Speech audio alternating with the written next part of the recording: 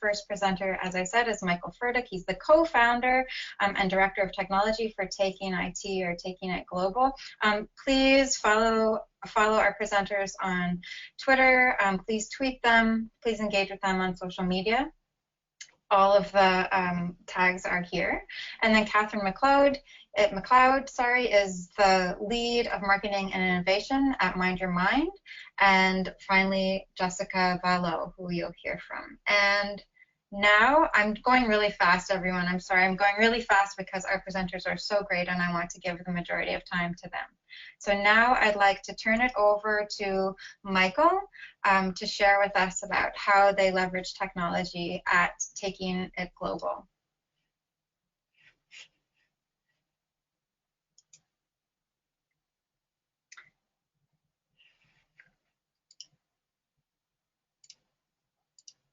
Hello, everyone.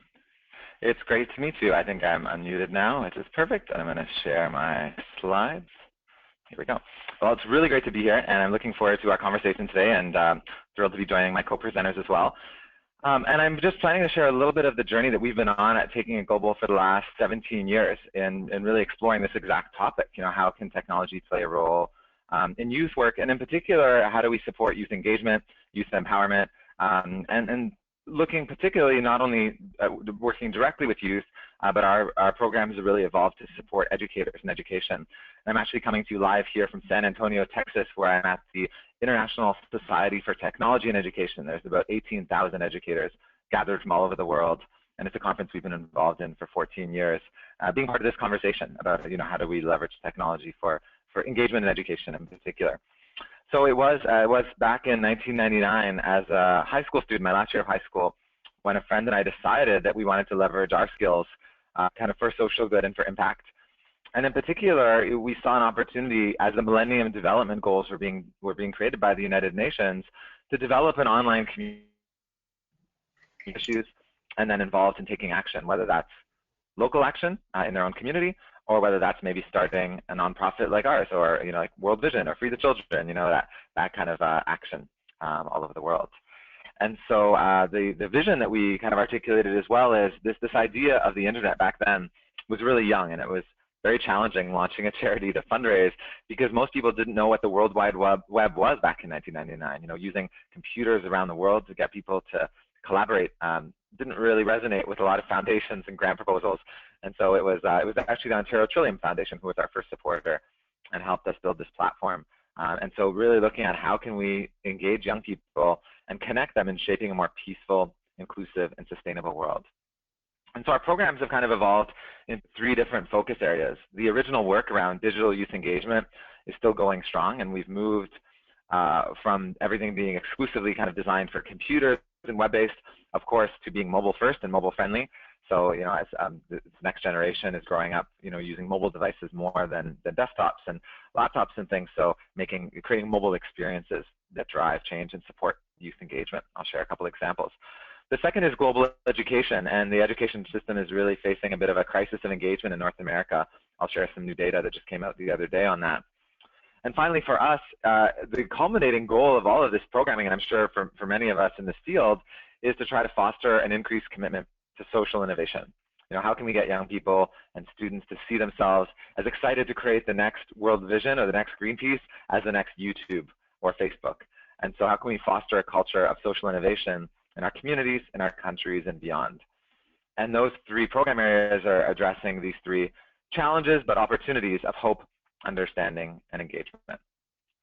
So first, when we look at hope, and there's been a lot of research in the last 15 years, you know, BBDO, one of the world's largest ad agencies, almost a decade ago did a study in 50 countries that found that on average only 14% of young people feel like the world is becoming a better place.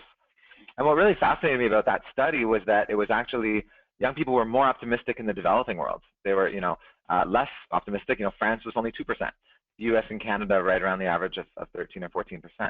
And so the challenge with that is that, you know, more recent data from Gallup and the Journal of Research on Personality has shown that hope is actually the most robust predictor of success in post-secondary, more so than their high school test scores or their personality. And so how do we foster hope in young people? And this is where I feel like the new version of the Millennium Development Goals, which the UN has called the Sustainable Development Goals, really offers huge opportunities for youth work and youth engagement and action because it provides that framework for real-world action and activity. These are 17 goals to kind of eliminate global challenges. And as Canadians, I think the exciting thing about them and challenging thing about them is that this isn't just something that we need to do and help the developing world figure out and address, but many of these challenges are challenges here in Canada. You know, we're the #1 or #2 per capita consumer of water and consumer of garbage in the world. And so, you know, goals 6 and 12, responsible consumption and production and, preserving our water, we have a long way to go in our own communities. And so to support young people along that pathway, we've developed a whole series of guides to action. So these are downloadable action planning tools. When we talk about technology, you know, we do have a lot that's web-based and technology-based, but we also have a lot of tools and resources that people can use who may not be connected all the time, and ensuring that we're kind of bridging the digital divide with those tools is really important to us. So the exciting thing about these guides is they're not just available in English, but they're in 7 or 8 different languages.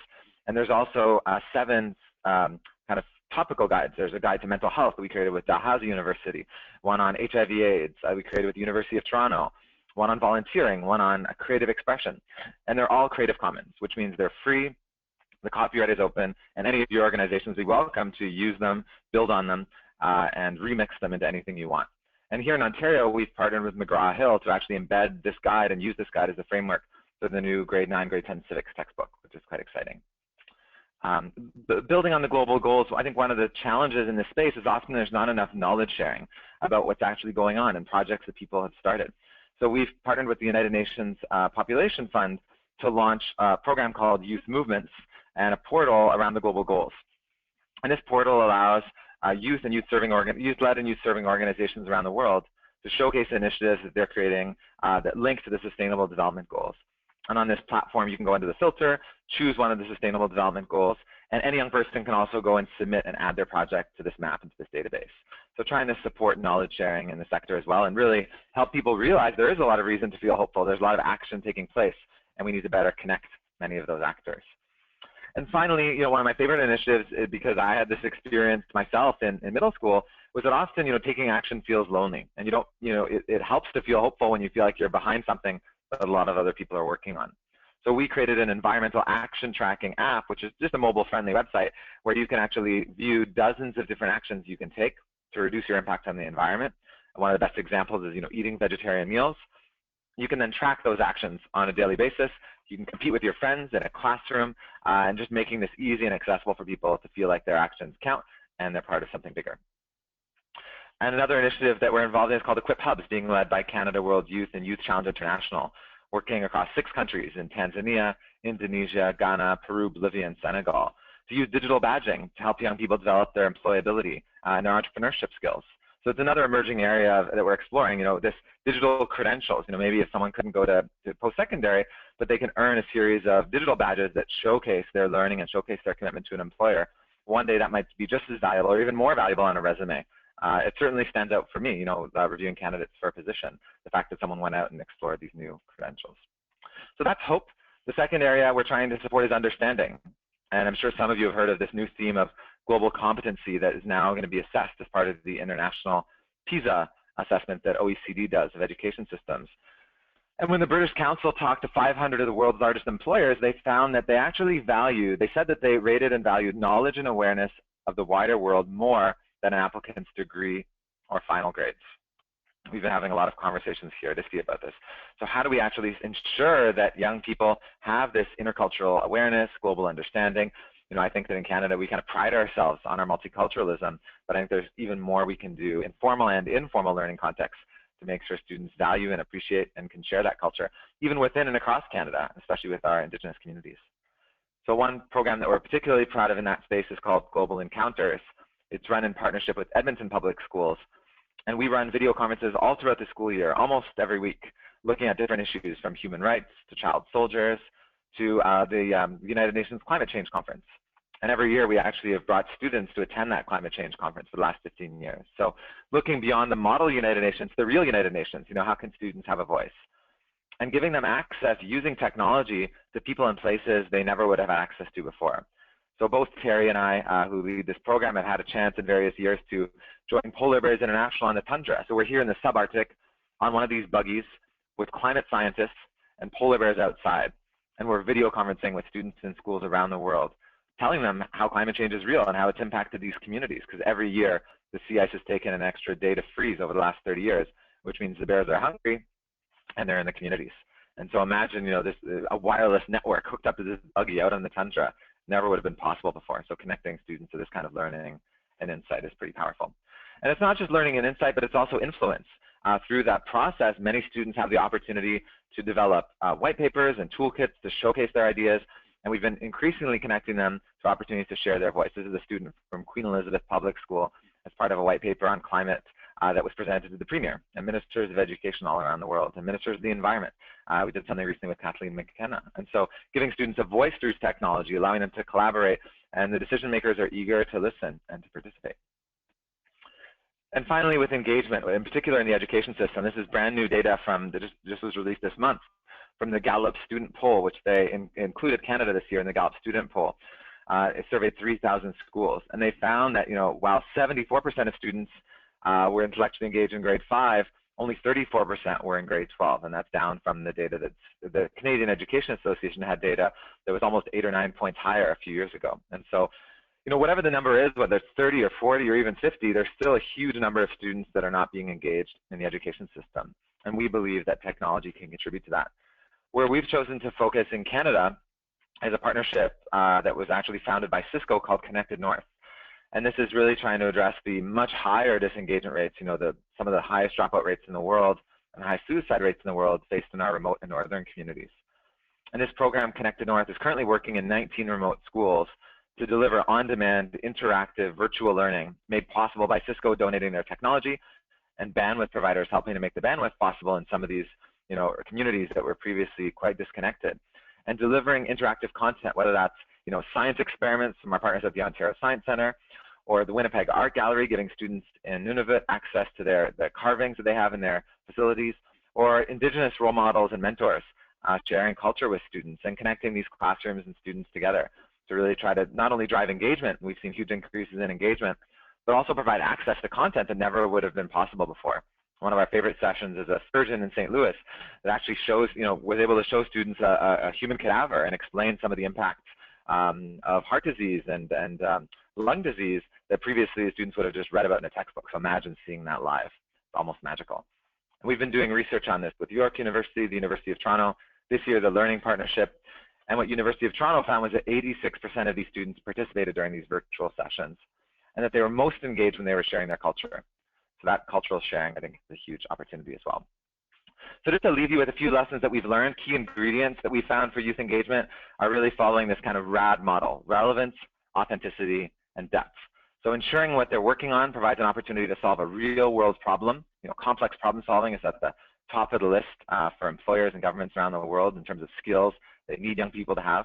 Authenticity, what's the real audience that young people can have for their work products? Making sure that, that's definitely very motivating when you're working on something, a project or activity. Can we create a real audience for them? And a lot of the programs that I wasn't able to share with today, whether our Global Art Gallery or these projects database, it's not just something they're doing for themselves or their community or their teacher, but it's something that has a global audience.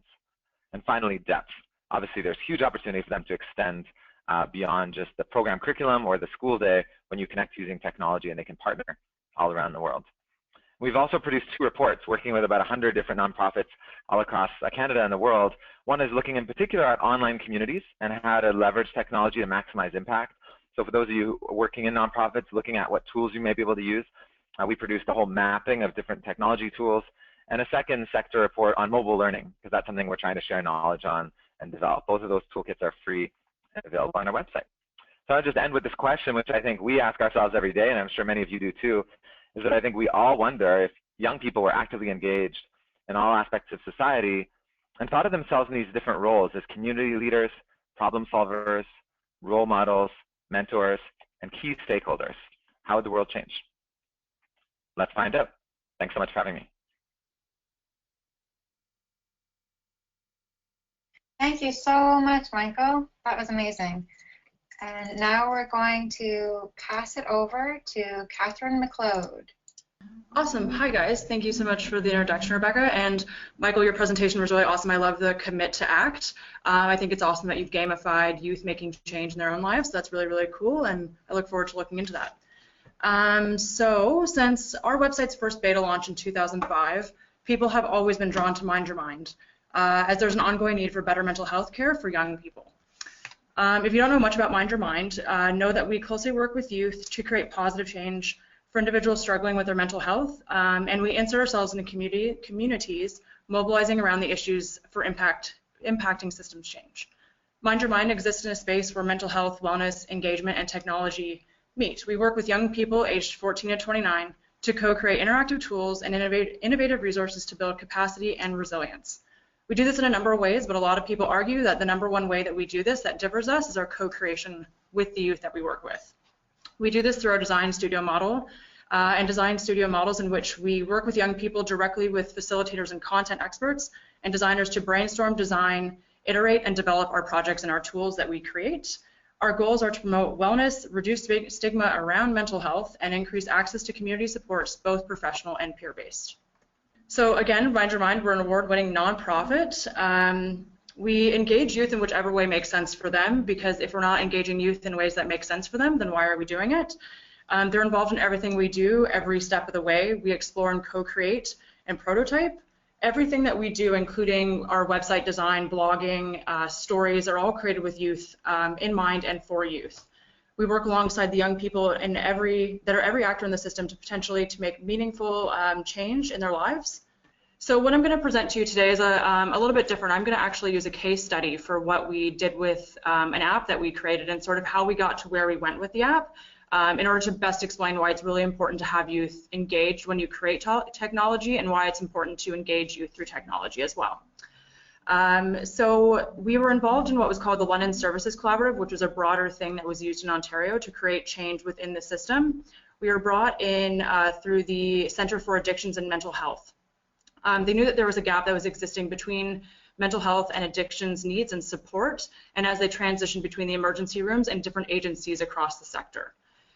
We were brought in actually by one of our youth partners, which is really, really cool. She'd been working with us for a number of years, but knew how important it was to bring Mind Your Mind into this, as we are experts in youth engagement. So she brokered that partnership for us, which made it even more meaningful that a youth was sitting on this community and brought us in as the experts for this project. So what actually happened through this was the partnership between Mind Your Mind and CAMH through the Systems Improvement Collaborative. And what was born out of this idea was Be Safe. So Be Safe is an app that's free, easy to use, and region-specific that's available 24/7 to support decision-making for youth during a crisis. It's aimed to help youth all across Ontario at this point. Currently, we have 29 different regions on the app, which is really cool. So the regions all get to submit the resources that they have for their community, and then we have them uploaded onto the app so that youth can follow a decision tree throughout the app so they can get the resources that they need at the right time. Be Safe, however, I will note, is not meant to replace the relationship that youth have with professionals. It's meant to complement the relationship that they've developed.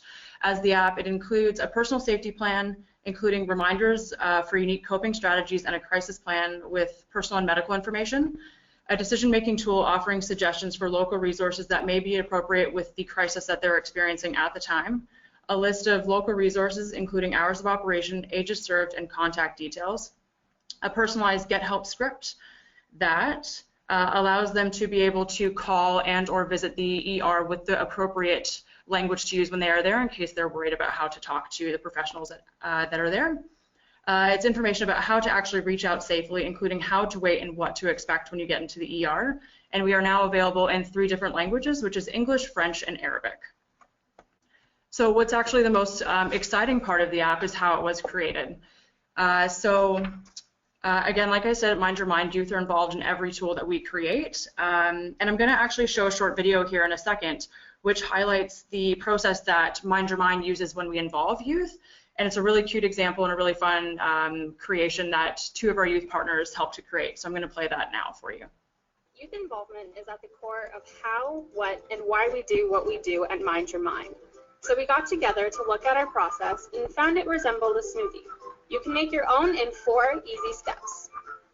Step 1, get your ingredients. Don't just decide, have conversations with young people. Ask about their skills, their wants, needs, likes, and dislikes. Start building a true partnership through these conversations.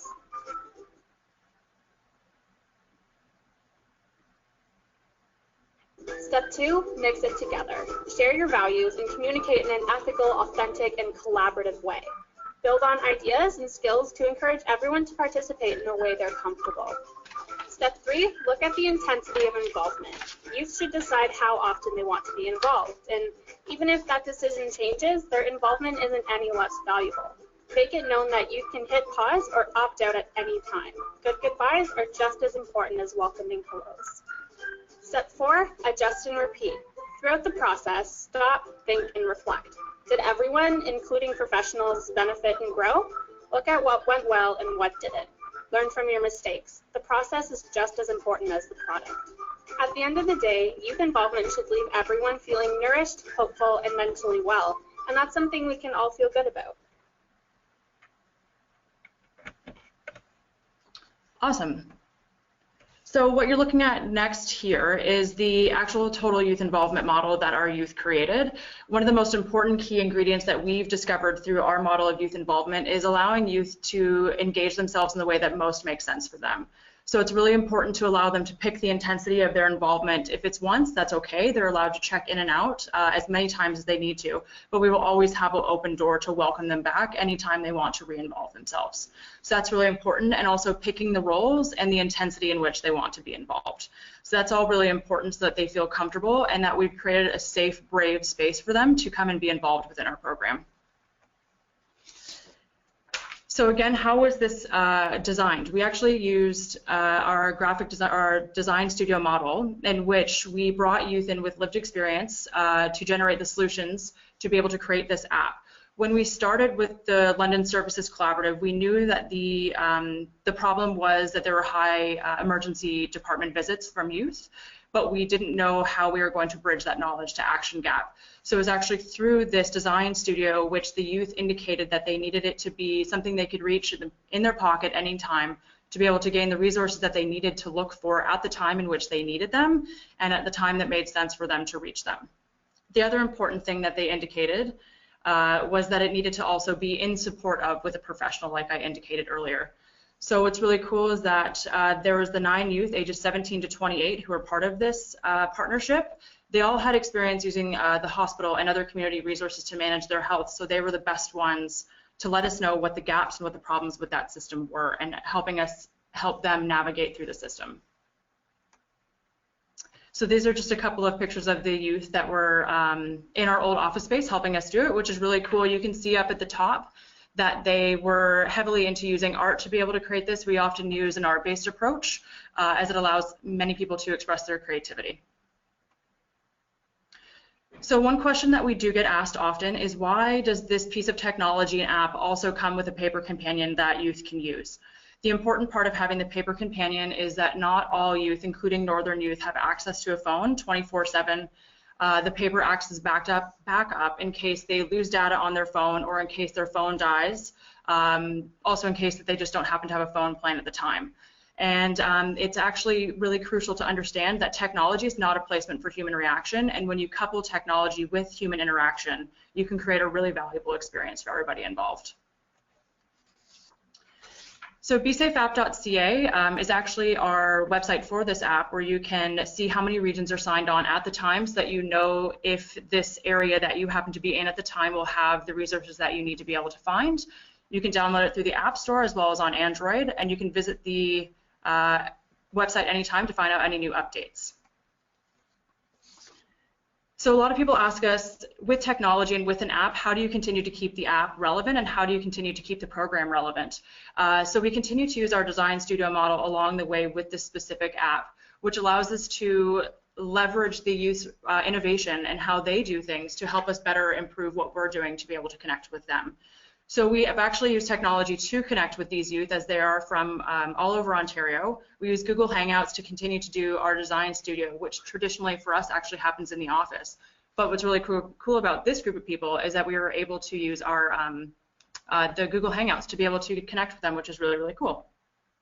This is also more affordable to us, as it allowed the youth to give feedback from the comfort and privacy of wherever they wanted to be. Also, since our launches, the Be Safe apps launched in the second iteration of the app since 2015, we've had close to 12,000 users with over 21 sessions in the app. So if that doesn't speak volumes for the necessity of this type of app and this necessity of the privacy when people are looking for the resources they need, I don't know what else would speak to that. So again, like I've said, it's available in 3 different languages, that there's a decision aid and a list of local resources, as well as the personalized Get Help script. And it was through this design studio that we were able to get these new options added to the Be Safe app 3.0. So what have we learned over our 12 years of engaging youth in technology? We've learned so many things, and we've learned it all from the youth that we've worked with. Again, one of the things that we have learned the most is that they need to be able to check in and check out at the times that make sense for them. It's really important to create those safe and brave spaces where they feel like they can be themselves, they feel like they have an equal value through that co-creation partnership, to be able to use their voice and understand that their opinion does matter. And knowing that adults shouldn't, let me backtrack a little bit. We've recently engaged in a research paper with one of our staff who visited our design studios and understood that professionals, we can think that we might know what youth want, but they always in the end surprise us. We had an example where we worked with a group where we thought our end process would be that we'd create a video, but in fact the youth surprised us and we didn't engage in technology, and we created very basic resources like a card so that they would be able to enter the hospital and find the resources on the tables when they created. But what's really cool is that we actually bridge that with a social media campaign. So that's an example of how youth have really surprised us in ways that they're indicating the tools that they need, not the way that we thought they would.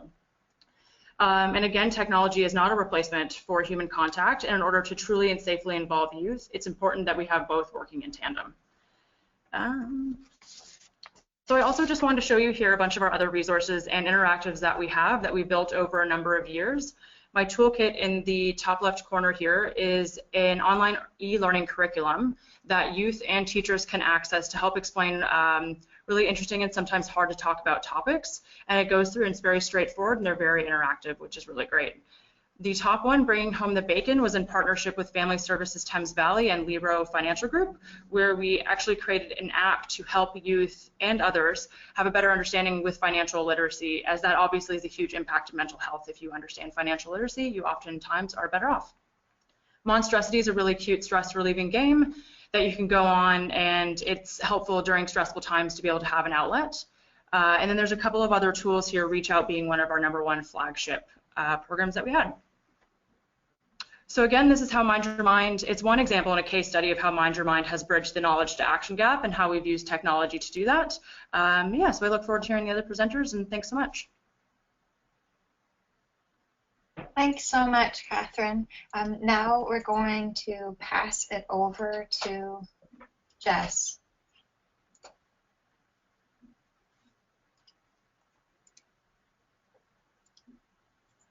All right.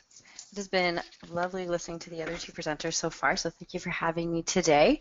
We're going to start off by talking about really just what the YOW program is. So my role is titled as the Social Media Provincial Youth Outreach Worker.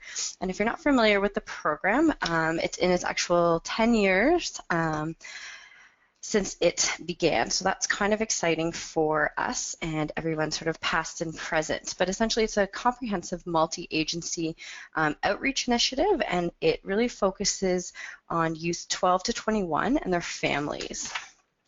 So basically the role of a youth outreach worker is best described sort of as a service navigator for youth and families.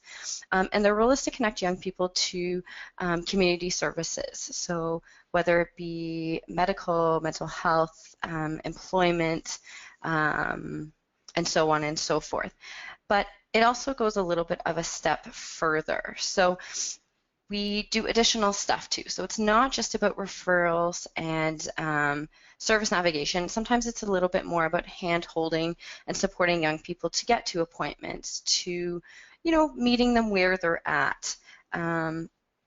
There's not a lot of limits in regards to that. Youth outreach workers are really about doing whatever the young person needs. So, maybe they're having a bad day, so we meet them in the community at a local Tim Hortons that's close to them, just to sort of debrief and rephrase and kind of reestablish where to go from there. So what you see is a photo here on the right-hand side. It's just of my Facebook feed, because a lot of people often have questions, and one of them is sort of what platforms are you on? As you can see on the left, I'm on multiple, and it's ever-changing. Just like most of you know, youth interests are ever-changing, so we need to be sort of ever-evolving and changing with them. And then the second here is Instagram and Twitter. So a lot of what gets posted is around promotion of events that are happening in the community.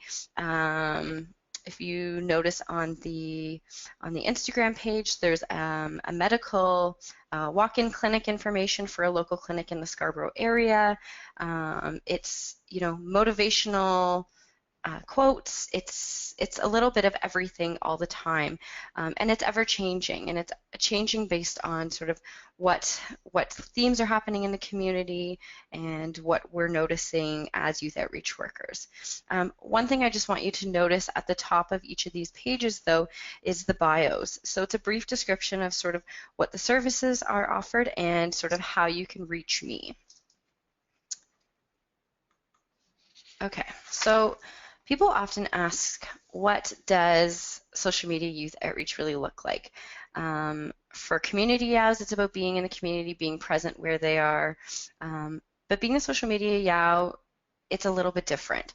So sometimes it's as simple as a referral to an employment center because a young person has noticed that I've made some posts around some jobs that are happening in and around their community. But other times it's not that simple. A theme we've really noticed since the birth of the social media YOW position, which was 4 years ago actually this year, is that not all youth engage the same way online. So direct messaging isn't always sufficient. So we need to be mindful of that. And there sometimes requires a little bit more in-depth support, and sometimes that looks like, you know, starting out with online communication, but then making the suggestion that, you know, I can meet you in the community, we can meet at my office, and we can talk about this a little bit more because perhaps there's, you know, breakdown in communication, or I've identified maybe there's a little bit of an issue with, you know, processing information that's being shared, and we just sometimes need a little bit more face-to-face interaction, as Catherine spoke about. So really being the social media YOW allows me the opportunity to meet youth online and support them through online forums, but it's also about meeting them where they're at in their communities if that's what's needed. Being YOW is really about doing whatever it takes to support young people and their families. So a lot of people often ask, what do these communications look like? And so I've screenshotted a couple of conversations that took place. So this conversation here was a young person, and she was in a kind of a tough situation right before the holidays, and she needed to move out by, you know, December 31st. And, you know, the reality of that happening wasn't so great. A lot of adults realize that moving out is not a simple task. Finding a place as a young person with perhaps not any credit or not the best credit is not an easy task. So I had posted in a public group stating, you know, that I'm the social media youth outreach worker and I can offer A, B, and C. And this young person commented on the post and said, you know, I could really use some support with housing. Do you think you could help me?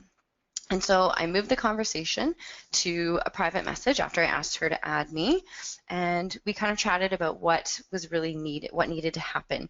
And really, as we chatted a little bit more, it just became obvious that there was really more support needed that could just be offered online. Additionally, she was in the Durham region, Oshawa area, and so the referral, like a referral to a community out in her community, made the most sense for her. So we made that connection, and that happened within 24 hours. And I'm happy to report she was able to negotiate with the landlord and stay in her place, which was really such a great resolution to her situation. This is another conversation that happened with a young person. The background on this conversation was really that this young person has sort of popped in and out of my caseload for quite a while. So this young person was interested in the studio, had posted on their public profile, I'm looking for a studio, and so I just reached out and said, you're looking for a studio, and then I offered up 2 options, and this young person was quite independent to the point that they were able to actively take action on their own once they got the contact information that they needed, and were successfully able to secure some studio time and move towards their goals, really. So a lot of people really want to know what the benefits to social media and youth outreach really is. I would say there's lots of them, but I think the main thing is really about being present in youth spaces, and that means online. Those of you that might be parents or have nieces or nephews or just teens in your life, that they spend a majority of their time online, so we need to also be there. It's an opportunity to share information and resources. It's a way that we can reach otherwise non-engaged youth and families without having to put them in a position to feel vulnerable or ask them to ask for help, which we know can be difficult as adults. So, it's even more difficult for young people. But we also can reach service providers, and we can share information and resources, and that's super, super important, because more often than not, we often can, if you're in a similar community or within the same region or areas, sometimes youth are bouncing around services. So the more information we can share with regards to programs and services happening, the better off we are. Another thing I'd really like to highlight is that if there's positive stuff happening in the community, then this is the time to highlight it. Put it online, let people see.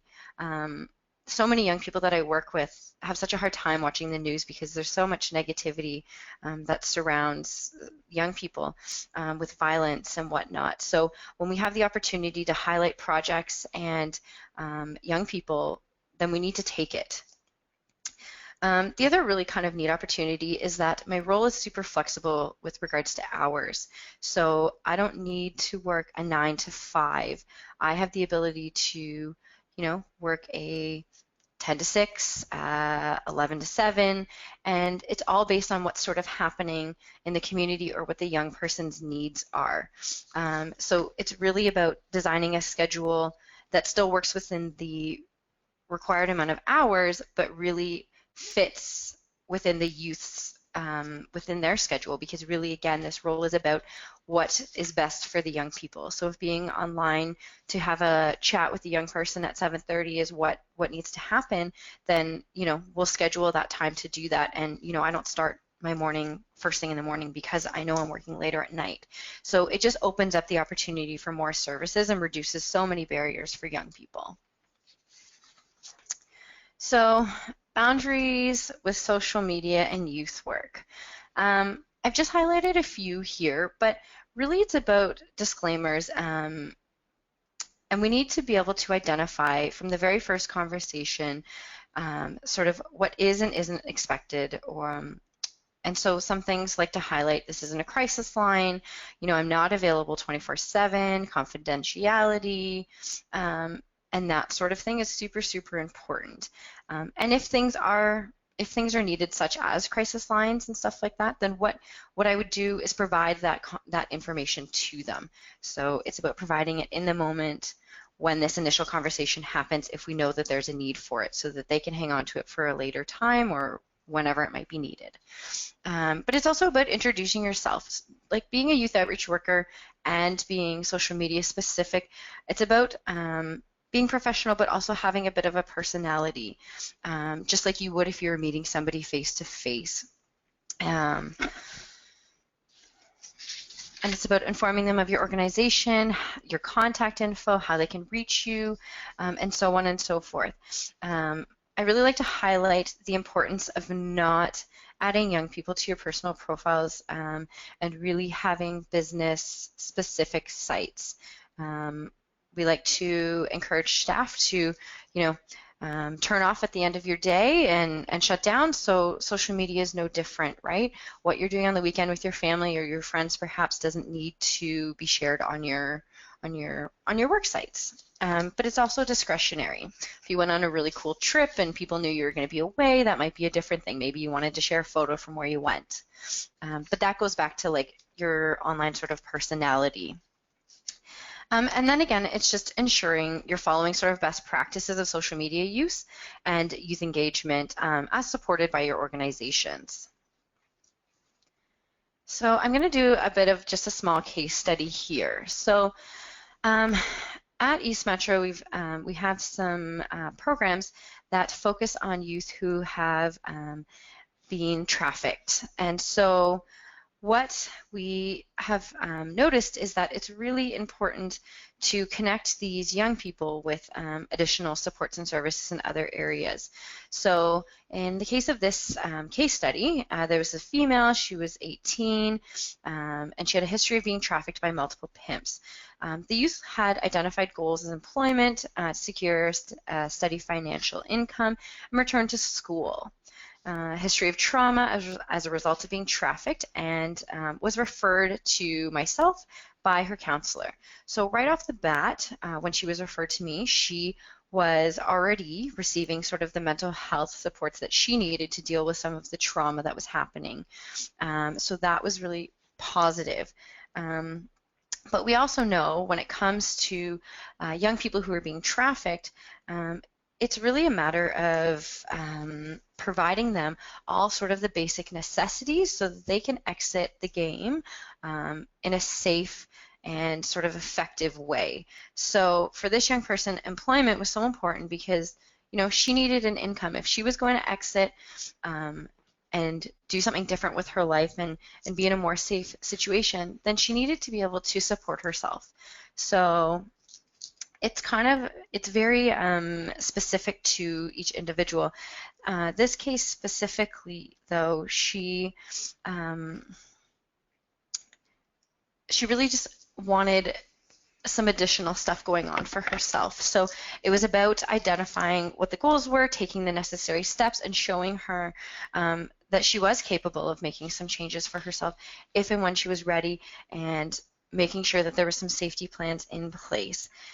Why it's so important and why I'm highlighting this specifically as being a case for myself as a social media youth outreach worker is because a lot of young people who are being trafficked aren't always accessible. So they may not be holding their phone all the time. They may not have data.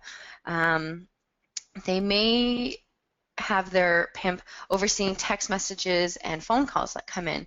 So them having access to their social media sites or knowing how additional ways that they can reach us when they are potentially, transient or in another town or here and there, it just reduces some of those barriers to being able to reach out and say, I'm okay or I'm not okay, and I'm going to try and get back to the city. So again, it's really about meeting youth where they're at, but in this case, it's providing young people who are being trafficked additional opportunities to reach out to workers in what some people would call unconventional ways, but what we would call really effective ways. So that's sort of the case study. But yeah, thank you for listening, and I look forward to any questions you might have. Thank you so much, Jess and Catherine and Michael. I'm going to bring everyone back, and I'm going to invite our webinar participants to ask any questions. We've heard about a wide range of options for using technology in youth work, everything from campaigns and platforms and apps and one-on-one supports.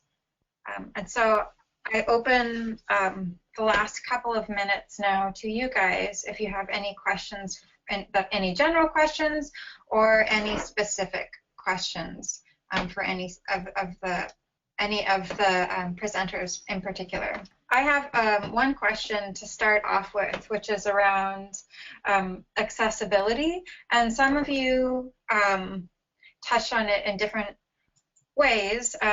We talk about the digital divide, digital natives, and then digital inclusion. And I'm wondering if any of you would be willing to speak about how you address barriers to access specifically for people who may not be digital natives, or we know there are gender divides and so forth. Does Michael, I'm wondering if you would be available to respond to that? Sure. I mean, I guess there's a couple of different ways we think about, I guess, barriers and accessibility, and we've had the opportunity to work pretty closely with the Inclusive Design Research Center at OCAD, which is where I did my degree in inclusive design. So we're learning constantly about this as well. I guess a couple of different thoughts. On the web side, we do try to ensure that everything we produce is not only mobile friendly, but is also following accessibility guidelines, and is works great with a screen reader, and is also kind of cognitively accessible in terms of the language that we're using. In terms of financial accessibility, in our work with teachers and our work with young people, we try wherever possible to offer programs free of charge. Even in our teacher programming, where we have professional development, we kind of have a sliding scale where independent schools will pay a higher fee, public schools will pay a moderate fee, and then anyone who asks, we offer scholarships.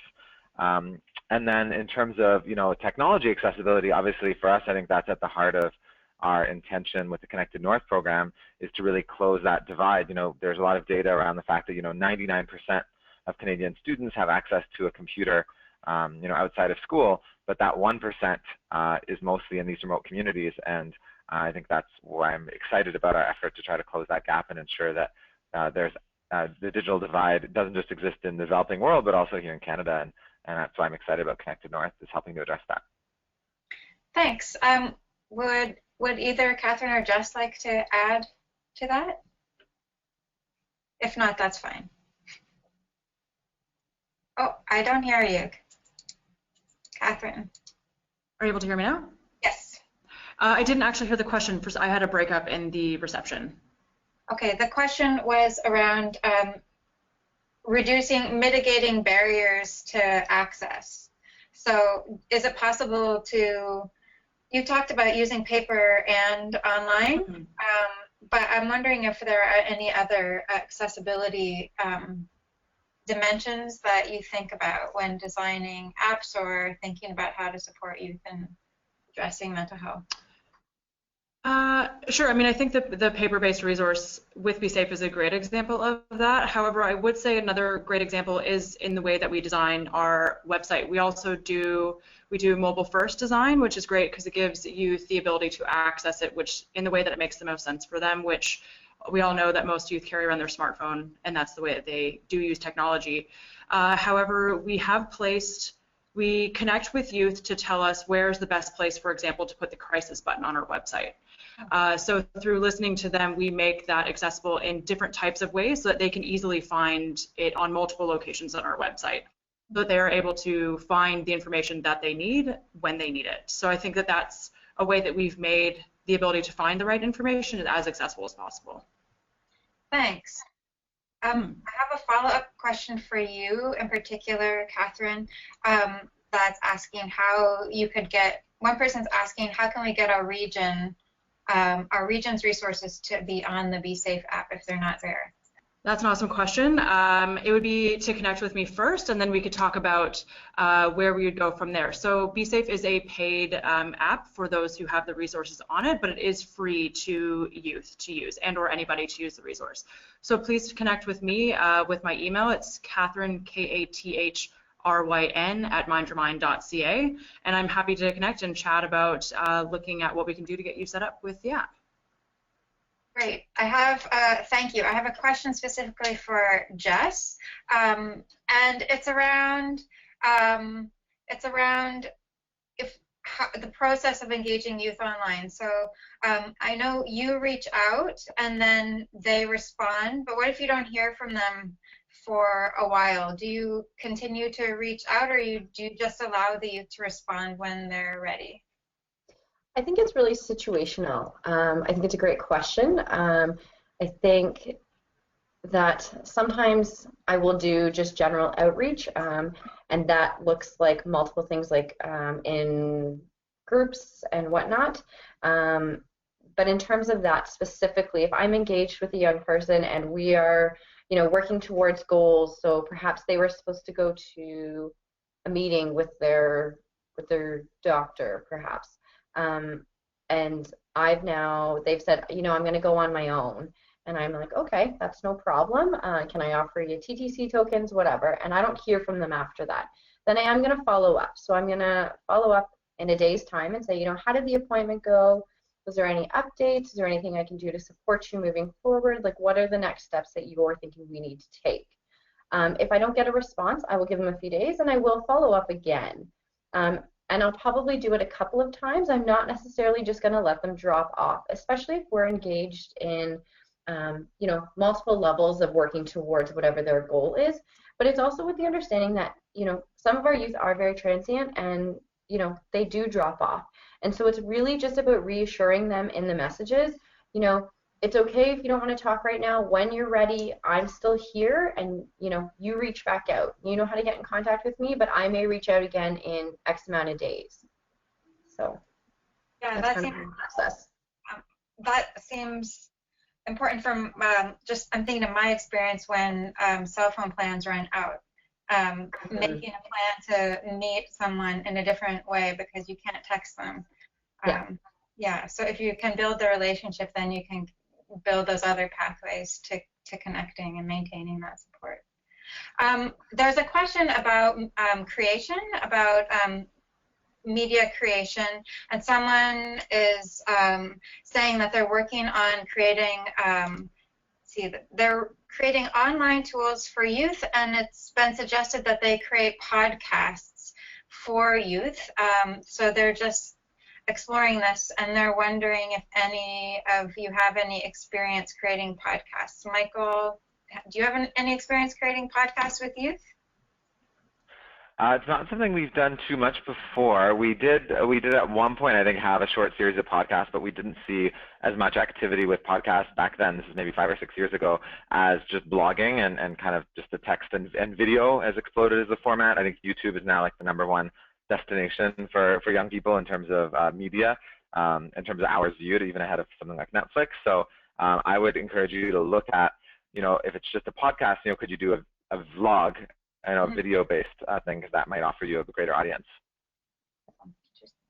Anyone else experienced with media creation that would be accessible? Is it podcasts, blogs? Interestingly enough, we're in the process of starting a podcast. So we have a pretty well-visited YouTube channel, and so what we're doing is we're taking some of our most popular interviews that we did on our YouTube channel, and we're taking those and we're doing like a retro throwback Mind Your Mind podcast season where we're going to reuse those in a different form of media. A lot of people say that they listen to podcasts as they're walking to work or as they're sitting on the bus when they can't necessarily use the bandwidth, for example, of being able to watch a vlog on YouTube. So we're interested to see how that plays out. So we are actually just in the beginning stages of doing that. So keep on the lookout. Yeah, tweet us when it's done, and we'll shout it out. Yeah, for sure. We're almost at the end of our hour together, and so I just wanted to offer each of the presenters an opportunity to give any final words to the youth sector audience who's joining us today about leveraging technology to support youth, and we'll start in the order that we went. So Michael, do you have any final tips, words, suggestions, thoughts? Yeah, I think I would just encourage everyone to explore the different tools that are out there, to speak to your audience and find out what tools they're using. And also, I think one of the things that's made our programs successful, where they've been successful, is co-design. Invite your stakeholders, your students in with you, kind of to share with you how they're using the tools that you're thinking about, and even to invite them in helping you execute those strategies or ideas with you. It's a lot less expensive than a fancy advertising agency or digital firm, and even if they just help you prototype and develop those ideas in beta, I think you'll get some amazing insights from your stakeholders, volunteers, and youth advisors. Catherine? Yeah, I'm going to reiterate the importance of co-design and equal partnership between youth and pros, and just how much when you give youth the equal ability to put their voice forward, that they will amaze you in ways that you never understood. And also for all of you guys who are youth workers, I just want to thank you for continuing to do the amazing work that you do, and keep it up and keep rocking.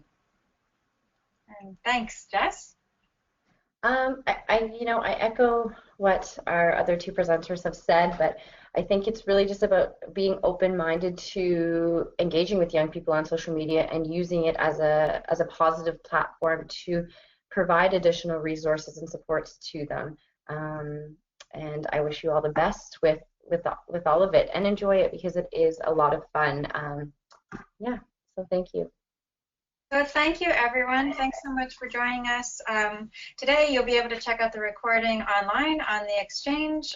We're planning more webinars coming up, so stay tuned.